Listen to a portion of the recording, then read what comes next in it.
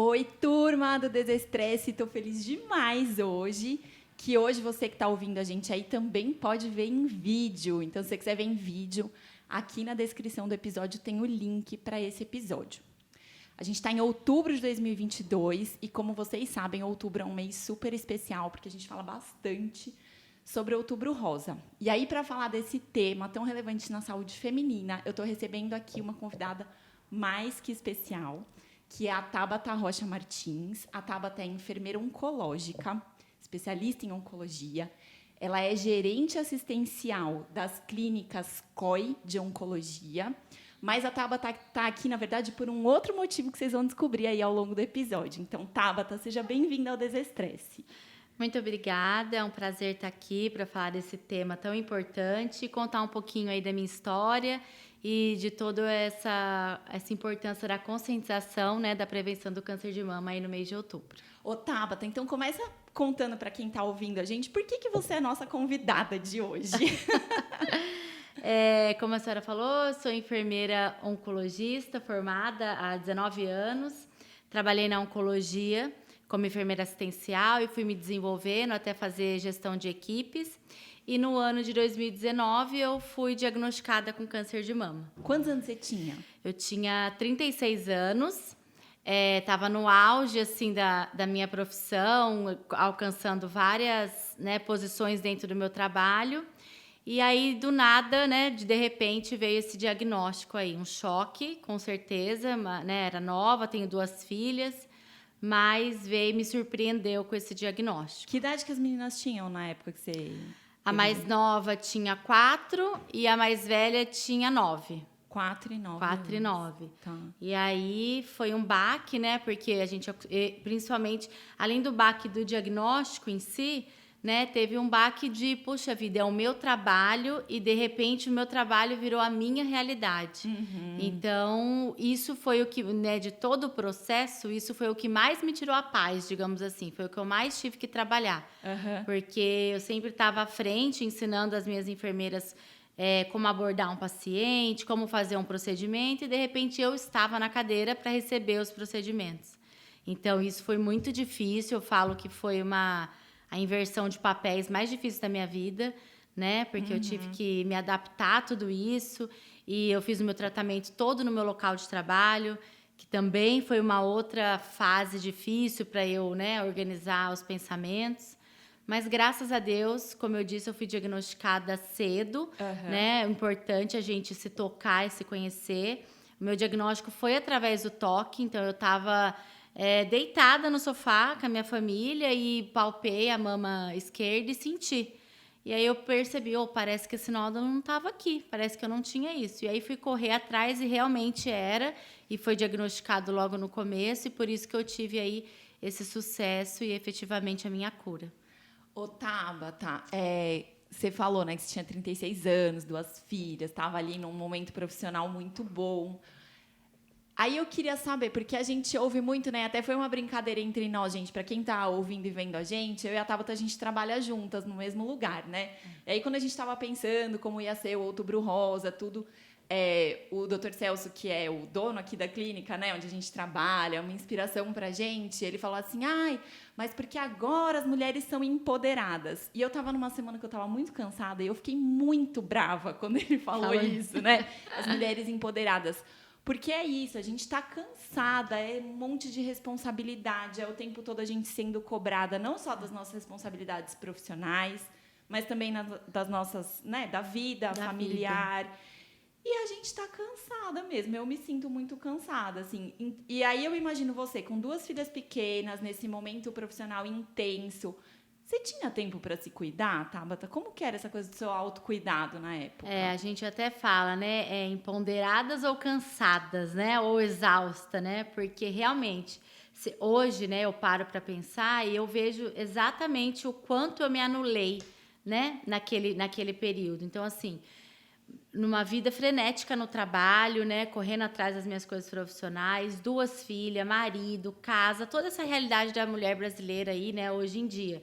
E a gente não para, a gente só vai fazendo. E na minha profissão, né, enfermeira, por mais que hoje eu atuo num cargo de gestão, essa essência nunca sai da gente. Então, de ajudar o próximo. Então, tudo para mim era pro próximo. Eu tinha passado uns 8 meses antes por um diagnóstico de uma amiga minha, uma amiga muito próxima. Então, eu vivi o câncer junto com ela, literalmente. Tudo que ela ia fazer, eu estava junto. Ela tratou no meu trabalho. Então, eu vivi muito intensamente aquilo. Aí ela foi curada, eu falei, ufa, agora eu vou ter um sossego. E daqui a pouco, depois de 8 meses, veio o meu diagnóstico.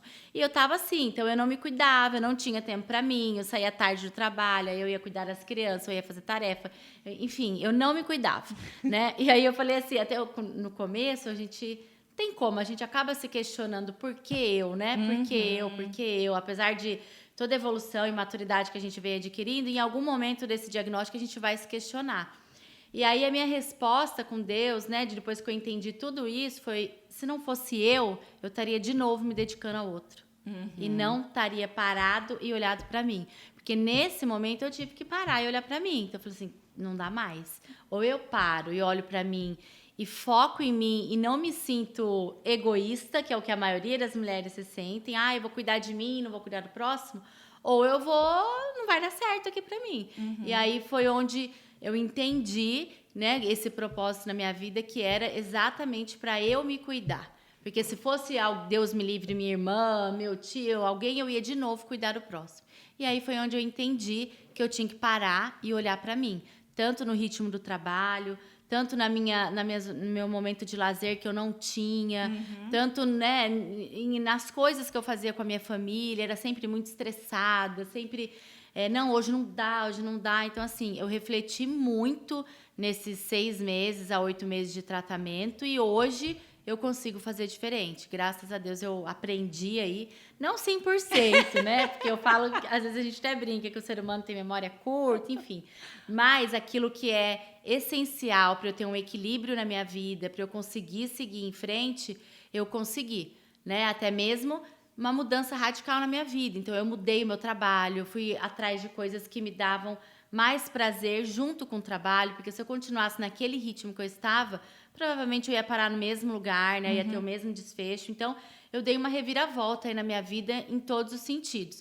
E hoje eu vivo com a minha família, com as minhas filhas, de uma maneira bem diferente do que eu vivia antes. Então, esse diagnóstico, para mim, foi um propósito de vida, para realmente eu me encontrar, me reorganizar e voltar a seguir, né? E quando eu converso com as pessoas e dou esse testemunho, eu falo para que a pessoa, obviamente, não precise passar pelo que eu passei, né? Para que ela tenha esse alerta antes e veja o que realmente é importante, o que realmente vale a pena você investir na sua vida. Então, eu aprendi muito com tudo isso e hoje eu consigo naturalmente falar de tudo isso e incentivar outras pessoas a se cuidarem. Eu acho que isso que você está falando é legal, Tabata. E assim, sem romantizar a doença oncológica de jeito nenhum, isso, né? Porque o tratamento é ruim, vem com muito desconforto. Não foi fácil, né? É uma doença muito agressiva, onde você tem que estar sempre muito atenta para responder, para fazer o tratamento no tempo certo. E aí tem os seus dias que, né, eu falo que era uma montanha-russa. Então tinha dia, eu sou uma pessoa super otimista, super alegre, o tratamento todo eu tentei ir com um sorriso no rosto, enfim. Mas tinha dia que eu falava que o meu carrinho da montanha-russa estava lá embaixo. E eu falava, nossa, hoje não quero olhar para ninguém, não quero falar com ninguém, eu quero ficar o dia inteiro nessa cama. E tinha dia que eu acordava, não, hoje eu vou caminhar, vamos embora. E ia todo mundo caminhar. Então, é muito difícil, é um momento muito delicado. Fora todas as outras coisas, né? As transformações que vai acontecendo no seu corpo, na sua aparência. Então, cada dia é uma descoberta nova e você vai ter que se readaptar todo dia. Então, não é fácil. E o que é muito importante, né? Essa base familiar, os seus amigos. Eu tive, graças a Deus, muito apoio dos meus amigos, da minha família. E eu tenho certeza que foi isso e o meu otimismo que me levou para frente, que fez eu passar aí pelo tratamento sem grandes intercorrências, né? Passei muito difícil, mas eu não tive grandes intercorrências. E eu tenho certeza que foi por tudo isso. Aí, rede de apoio, né? Acho que o câncer é uma das doenças mais estressantes que a gente pode dizer aí que tem, porque é isso, você não sabe o que vem pela frente. É óbvio que tem o medo da morte, né? Do tratamento não dar certo. Acho que não só da morte, mas também o medo do sofrimento. A gente que lida no dia a dia com paciente oncológico, eu ouço muito isso, eu tenho medo de sofrer, eu não quero sofrer. Então, tem um estresse muito grande, mas quando o estresse vem com essa rede de apoio, fica mais fácil e ajuda a dar significado, como você está trazendo aqui, né? O significado e como que você olhou diferente. Faz com que a gente entenda, né? Qual é realmente esse propósito, porque você tem ali a sua família e você começa a entender as coisas. Para mim ainda foi um pouquinho mais difícil, porque todas as etapas do tratamento eu já sabia o que era. Então as meninas vinham falar comigo, eu falei, eu já sei, né? Semana que vem é aquela quimioterapia mais chata, eu já sei. Eu já sei, né? Agora eu vou ter que tomar aquela injeçãozinha que vai me dar aquela dor na coluna e eu não vou andar. Então, assim, eu tentava... Meu marido até falava, para, você não é enfermeira, você é paciente agora. Então, era um trabalho diário para eu não... Porque às vezes eu já ficava ansiosa por saber o que vinha na semana que vem. Às vezes, né? A ignorância é uma bênção, né? Eu falo, gente, a ignorância é uma bênção, porque por mais que eu ficasse ansiosa, eu não sabia o que ia acontecer. E no meu caso, eu já sabia tudo. Lógico que podia acontecer, como não, mas eu já sabia o caminho que eu ia percorrer. Então, eu falo que isso foi o que mais embananou a minha cabeça. Então, eu falava muito com a psicóloga e ela falava todos os dias isso pra mim. Tabita, você não é enfermeira, você é paciente. Você tem que entender, né, que você não é paciente. Até eu tive uma história de um amor e ódio com a tal da touca, né? Que é pra gente, né, uma tecnologia muito avançada pra gente conseguir preservar os fios do cabelo, né? E aí a gente usa uma touca a menos 35 graus para poder fazer uma vasoconstrição na cabeça e o medicamento não chegar até o couro cabeludo e a gente tentar aí não perder os cabelos. E na minha cabeça eu tinha que usar. Por quê? Se eu falava para as pacientes que elas tinham que usar, eu também tinha que usar. Como é que eu não ia usar se eu falava para as pessoas usarem? Então, eu fiquei naquela luta. Eu usei a touca durante 8 ciclos.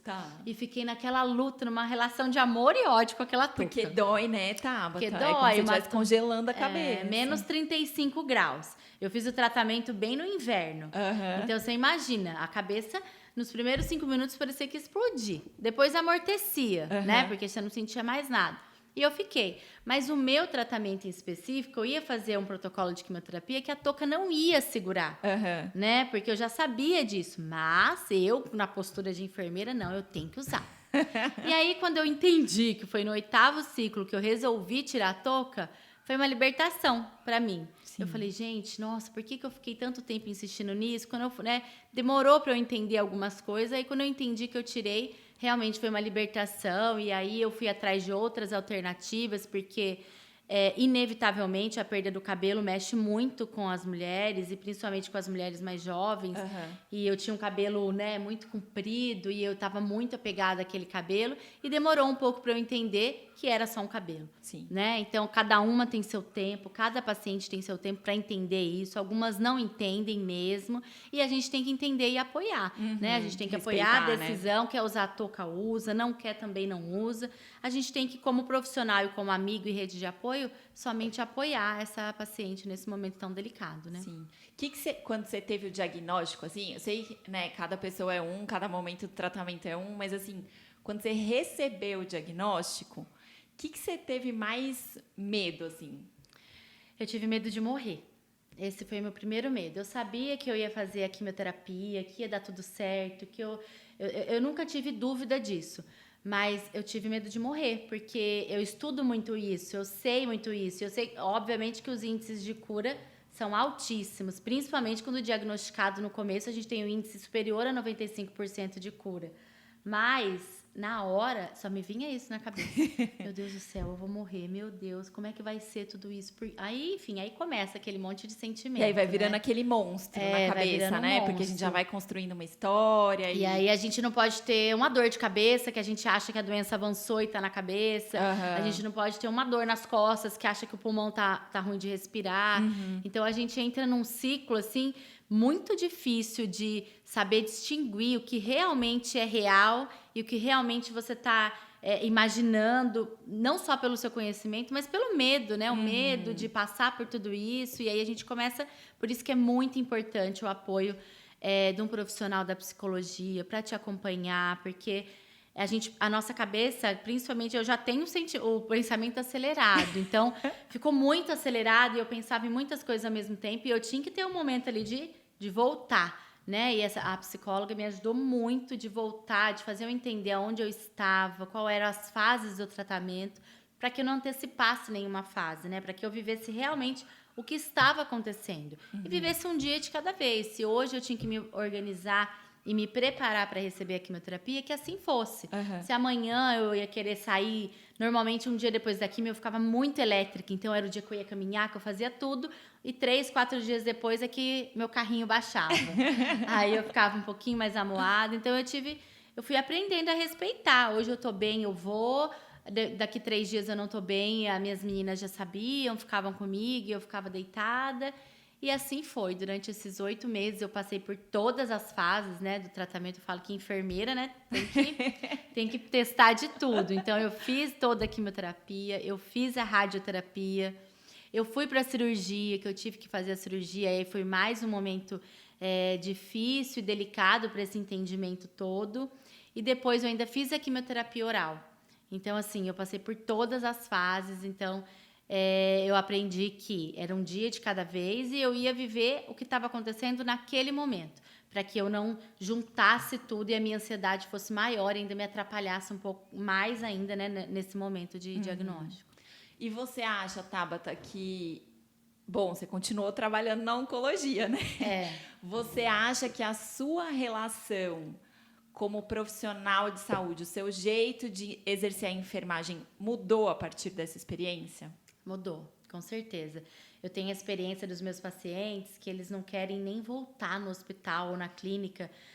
Às vezes passa na rua e vira a cara, porque não quer nem olhar para o lugar onde fez o tratamento.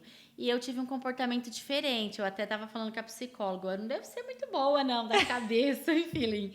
Porque eu tive um comportamento totalmente diferente. Eu trabalhava num grande hospital e eu era supervisora, fazia gestão de equipe de 3 setores, né? Um deles era oncologia. E depois que tudo isso passou, que eu tive que ficar afastada, porque foi bem no meio da pandemia, quando eu voltei com um projeto dedicado para oncologia. E aí até o meu antigo gestor falou, mas você quer ficar na área de oncologia? Você não quer que eu te coloque num outro setor, depois de tudo que você passou? E não. Com tudo isso, com eu entendendo realmente qual era o propósito daquilo na minha vida, eu falei, eu não posso sair da oncologia agora. Né? É agora que eu tenho mais condições de ajudar mais pessoas, de te conscientizar e falar para as pessoas que sim, o diagnóstico é muito difícil, mas não é o fim do mundo. A gente pode passar pelo diagnóstico de uma maneira mais leve, fazendo as melhores escolhas. Né? Eu sempre digo, o câncer não me privou de nada, ele fez eu ter as melhores escolhas. Então, eu não podia não trabalhar mais com isso. E aí, a minha vontade... Aí, na época, não deu para eu ficar na oncologia. Foi onde eu fiz essa reviravolta aí na minha vida e falei, não, eu vou atrás do meu objetivo, do meu sonho, que é trabalhar com paciente oncológico, porque além de todo o meu conhecimento que eu fui atrás, me formei, me capacitei, experiência, eu tinha um testemunho diferente que ia fazer toda a diferença na vida dos pacientes. Então, com toda certeza, hoje o meu olhar, eu já tinha um olhar humanizado, empático. Quem está na área da oncologia tem que ter essa característica, senão não consegue também trabalhar. Mas, com certeza, a minha contribuição hoje é infinitamente maior e melhor para os pacientes. Então, hoje eu continuo fazendo gestão de equipe, porém, sempre que eu posso, eu vou até a sala de quimioterapia, eu converso com as pacientes, principalmente as pacientes que estão iniciando o tratamento. Né? Às vezes as meninas até falam, Tabata, tem uma paciente aqui muito ansiosa, você não quer vir conversar com ela? E hoje, depois de tudo que eu passei, né, com a terapia me ajudando muito, eu consigo falar de tudo isso sem sofrimento. Então, eu consigo ajudar e falar do meu diagnóstico, de tudo que eu passei, com leveza, sem sofrimento. E entendi mais ainda que meu propósito é esse, é ajudar realmente as pessoas. E aí, eu vim para uma empresa que tem isso como lema, ajudar pessoas a viverem melhor. Então, assim, hoje eu falo, lógico que não precisava ter passado pelo câncer, né? Mas tudo que eu passei, eu evoluí muito como pessoa, como profissional. E entendi realmente do meu propósito. Então, eu brinco que às vezes eu tenho algumas neuras ainda, né? Como falta na academia. Eu falo, ai meu Deus, eu não posso faltar na academia, o exercício. Mas aos pouquinhos a gente vai balanceando isso. E assim, o principal é a gente entender né, que a qualidade de vida, o estilo de vida é o que vai me prevenir, Deus me livre, de uma recidiva da doença ou um tumor novo. Então, eu sempre foco nisso e falo isso para as pessoas, né? Atividade física regular, boas escolhas, tanto na alimentação quanto do jeito que você vai trabalhar, do jeito que você vai lidar com os problemas, né? Então, tudo isso é um trabalho diário, não é fácil, né? Para que a gente não fique estressada, para que a gente não pegue uma pilha. É um trabalho diário, mas eu tenho conseguido aí, já vou fazer 3 anos do meu diagnóstico, graças a Deus tá tudo bem, né? Eu sigo fazendo meus acompanhamentos e tá tudo bem. E tenho aí cada vez mais ajudado as pessoas, que certeza que esse é o meu lema mesmo. Acho que o que você falou resume muito a frase que eu brinco que é o mantra aqui desse podcast, né? Que saúde a gente cultiva todos os dias. É no dia a dia ali, nas nossas escolhas, que a gente vai fazendo essa poupancinha aí de saúde. E o que não quer dizer, né, Tabata, acho que é importante esse mês que a gente está olhando tanto para o câncer de mama, é importante a gente dizer que, às vezes, a gente faz as escolhas certas, a gente faz academia, a gente come bem, e isso não quer dizer que a gente não vai adoecer em algum momento, né? Mas, quando a gente adoece nesse contexto, o corpo está mais apto a receber um tratamento que, às vezes, é um tratamento mais agressivo. Isso mesmo. Então, eu acho que esse cultivo da saúde, ele não vem só para a gente evitar doenças, mas ele vem para a gente estar bem, e mesmo que a gente adoeça, a gente está mais capaz de cuidar, É isso, né? que as pessoas precisam entender. Que não é só porque eu tô, às vezes, eu tô numa fase de risco para ter um infarto, alguma coisa, eu vou me cuidar. Mas não, você precisa ter o seu corpo com boas escolhas e a sua qualidade de vida ok, para, se Deus me livre, muitos casos as pessoas fazem tudo isso, que nem no meu caso mesmo. Então, eu amamentei 2 crianças por muito tempo, eu não tinha grandes fatores de risco. Na família, na assim. família não tinha ninguém que tinha tido um câncer. Então, assim, eu sempre falava isso, eu não sou uma candidata, assim, porque a gente, quando estuda, né, a gente fica vendo as estatísticas, os fatores de risco, e eu não me preocupava com isso. Então eu fui para oncologia, trabalhei, não me preocupava por alguns desses, não bebia, não tinha um sobrepeso grande, nada que justificasse isso. E veio uma doença super agressiva, né? Então, às vezes a gente faz tudo isso e mesmo assim a doença vem, mas se a gente está com o corpo preparado, corpo, mente, enfim, né, espiritualidade, que é muito importante, se a gente está num momento equilibrado, com toda certeza a gente vai passar pelo diagnóstico de uma maneira mais leve e a gente vai estar mais forte, né, para enfrentar os medicamentos, todas as fases do tratamento que a gente tem. Então, é importante essa conscientização, né, para isso, para a gente ir em busca do melhor. E às vezes um dia ou outro a gente vai escorregar, vai ficar uma semana sem ir na academia, e também não é o fim do mundo. O que a gente tem que entender é que precisa voltar. Né? Precisa voltar para a rotina. Esse é o importante. Porque escorregar, somos humanos, somos seres humanos, isso sempre vai acontecer. Né? E você falou também, né, no começo da nossa conversa, uma coisa que eu achei muito legal é que, assim, você entendeu o que era essencial para o seu cuidado, e esse essencial é a base do que você tem procurado fazer hoje. Porque também, hoje em dia, com tanto acesso à informação que a gente tem na internet, você sempre está devendo, né? Você nunca consegue fazer tudo o que precisa para estar saudável. Aí tem que fazer o exercício tal, a dieta tal, não sei o quê. É muita coisa. Então, assim, a gente ter essa observação de o que para mim faz com que eu fique bem, e isso aqui é inegociável, isso aqui eu vou ter no meu dia a dia. E o que eventualmente eu não vou conseguir colocar nesse momento, vou colocar mais para frente, ou não vou colocar nunca, né? Mas isso eu acho que é muito importante. A gente precisa ver o que mais te faz bem, o que te dá essa sensação de prazer, aquilo que você ainda não está conseguindo ter prazer, a gente priorizar algumas coisas, né? E ver o que é essencial para a sua vida, porque tem toda a rotina da sua vida, a rotina da sua família. Hoje eu não posso ficar igual algumas amigas que ficam o dia inteiro na academia, que vai na academia, depois vai fazer outro exercício ao ar livre. Eu não posso, eu tenho que ter o meu tempo dedicado para mim, mas eu não posso me desprender de muito tempo, porque eu tenho todas as outras rotinas, né? Sim. Eu estudo, eu trabalho, eu tenho 2 filhas, eu ajudo em casa. Então, assim, a gente precisa ver o que é palpável para a nossa vida, para que seja possível que a gente execute. Senão a gente fica planejando milhões de coisas que não é uma realidade nossa, e a gente não vai conseguir fazer mesmo. Se frustra, e aí a frustração vai ser contínua, porque me programei para fazer isso, mas puxa vida, será que você está programando o que é real para você, o que realmente é palpável na sua vida? Então isso também é muito importante, da gente não se basear na vida do outro, se basear na nossa verdade, na nossa essência e nos organizar com a nossa realidade, né? Então, hoje eu faço uma atividade, por exemplo, com as minhas filhas, então elas vão juntos, porque daí é um momento que eu tô com elas e faço a minha atividade, principalmente aos finais de semana, a gente anda muito de bicicleta. Então, é isso, é colocar a família também nessa rotina, até para que você tire o peso daquele exercício. Não, vamos fazer exercício, mas a gente vai se divertir, a gente vai contar histórias, escutar música, então você acaba tirando um pouco desse peso da atividade física. Sim. Né? E outra coisa que você falou, Tabata, que eu acho muito importante da gente falar, hoje em dia a gente tem visto mulheres cada vez mais jovens recebendo o diagnóstico do câncer de mama, né? E que bom que isso acontece de uma maneira precoce, porque tem essa chance maior de cura, de um controle adequado da doença. Mas também eu acho que quando a gente está mais jovem, não tendo tido nenhum caso de câncer na família, a gente não se atenta muito a esse risco, né? Que foi o que você falou, eu estava bem, não tinha um risco, assim, nem, acho que talvez isso era uma coisa que nem passava pela sua cabeça.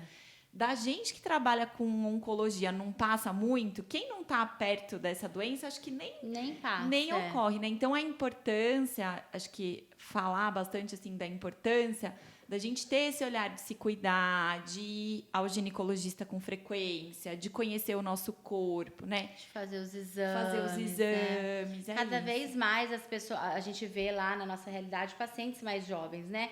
Isso algumas vezes está relacionado aí a casos de família, alguns casos específicos de genética, né, de hereditariedade, mas muitas vezes não. A gente está vendo muitas mulheres jovens que primeiro têm essa como fala, essa subcuidado, né? Elas não se olham com esse objetivo, porque fala, eu sou jovem, imagina, eu sou aqui, eu tô na fase de sair, me divertir, eu faço meu exame a cada 2 anos ou qualquer coisa parecida.